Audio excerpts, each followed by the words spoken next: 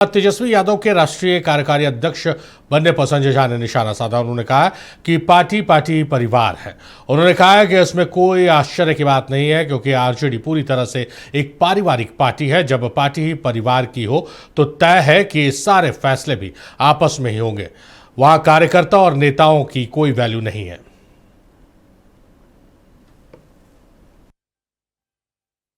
ही परिवार की है।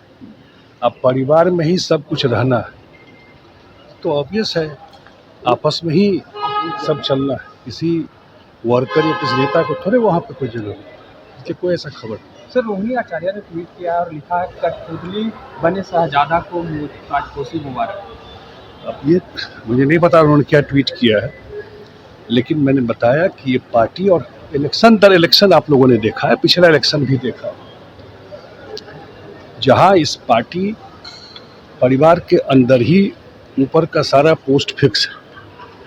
अब गौर करके देखिए, इसमें कोई ऐसी बात नहीं है। आत्ममंथन करना चाहिए इस पार्टी को जरूर। मरगूब स्टेट ट्रेड नक्षत्र न्यूज के हमारे साथ तो जुड़ चुके हैं। मरगूब, जिस तरह से राष्ट्रीय कार्यकारी अध्यक्ष तेजस्वी यादव को बनाया गया, उसके सियासत तेज हो गई बिहार में, और रोहिणी आचार्य के ट्वीट ने उस सियासत की आग में एक तरह से कहा जाए तो पेट्रोल डालने का काम कर दिया।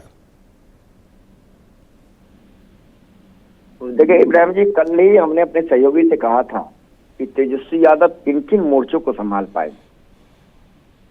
विधायक टूटने से बचा पाएंगे, संगठन बचा पाएंगे, नई रणनीति बना पाएंगे, और अगर इस सबसे भी सफल हो गए तो परिवार में जो बगावत है उसे कैसे संभाल पाएंगे। अब आप समझिए कि तेजस्वी यादव के कार्यकारी राष्ट्रीय अध्यक्ष बनने से पहले ट्वीट और बनने के बाद ट्वीट, इस तरह का ट्वीट किसी विपक्ष के नेता ने नहीं किया। नीरज कुमार ने नहीं किया, बीजेपी के नेताओं ने नहीं किया, लेकिन उनकी बहन कर रही हैं। ये बहुत अच्छा, माने वो नहीं होता, अजब गजब स्थिति वाली बात है। और अब जिस तरीके से सत्ता पक्ष का बयान है कि सब कुछ ठीक से उनके परिवार में कुछ होना तो है नहीं, लेकिन सवाल समझिए कि तेजस्वी यादव को कार्यकारी राष्ट्रीय अध्यक्ष बनाने के पीछे राजद ये तर्क दे रही कि लालू प्रसाद यादव की सेहत खराब रहती है, कामकाज पर असर पड़ता है। लेकिन एक दूसरा सवाल ये कहा जा रहा है कि जिस व्यक्ति के नेतृत्व में पार्टी लगातार हार रही है उसका प्रमोशन कर रहे हैं। ये सत्ता पक्ष सवाल उठा रहा है। परिवारवाद का आरोप तो पहले ही से लगता है लालू परिवार पर, आपको भी पता है इब्राहिम जी। लेकिन अब सबसे बड़ी चुनौती तेजस्वी यादव के पास जो हमारे समझ में है, संगठन बचा लेंगे, लेकिन परिवार को लेकर, क्योंकि उनकी वो अपनी बहन, ऐसा नहीं है कि मुलायम सिंह के परिवार की तरह चचेरी और मेरी बहन है, वो राजनीति करने तो बहुत असर नहीं पड़ता, अपनी बहन है और उन्होंने किडनी दिया है अपने पिता को। ये भी सबसे बड़ी बात।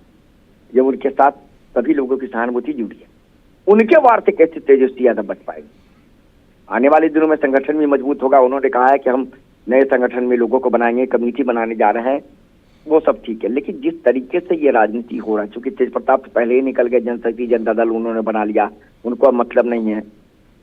इधर रोहिणी आचार्य ताबड़तोड़ ट्वीट कर रही हैं लगातार। अब वो सीधा ट्वीट बिना नाम लिए तेजस्वी यादव पर, किसी और पे नहीं है।